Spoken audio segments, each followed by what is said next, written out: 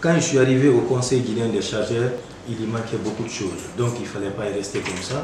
Il faut tout de suite foncer vers les réformes auxquelles le président de la République, son Excellence, colonel Mamadi Doumbouya, m'a confié. Ma prise de fonction, j'ai hérité une direction qui avait l'ambition de décoller, même s'il manquait des bons managers. Quand on est arrivé, nous avons emboîté leur pas. Il faut finaliser ces aires de stationnement-là. Dans 2 ou 3 semaines, Kouré Mali sera inauguré et sera mis à la disposition des chargeurs, surtout les chargeurs maliens.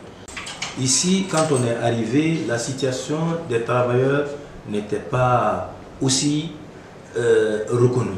Je peux dire comme ça, c'était une situation qui n'était pas reconnue. Des contrats étaient faits, je ne sais pas comment je peux considérer ces contrats, mais ce n'étaient pas des contrats faits en bonne et due forme.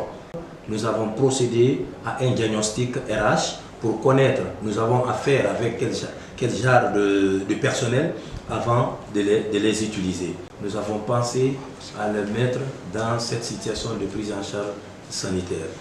Aussi, nous avons eu beaucoup d'entrepreneurs qui étaient là en souffrance, qui avaient commencé à travailler sur les heures de stationnement, mais qui ont fait des contrats avec des montants qui ne peuvent pas finaliser ces heures de stationnement.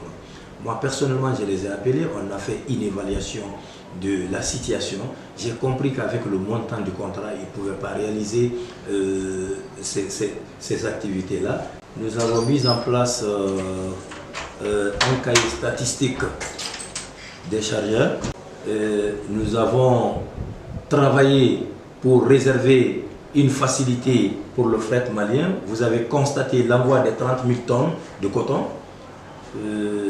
Le coton est une production première au Mali. La Guinée cherchait ce marché il y a longtemps.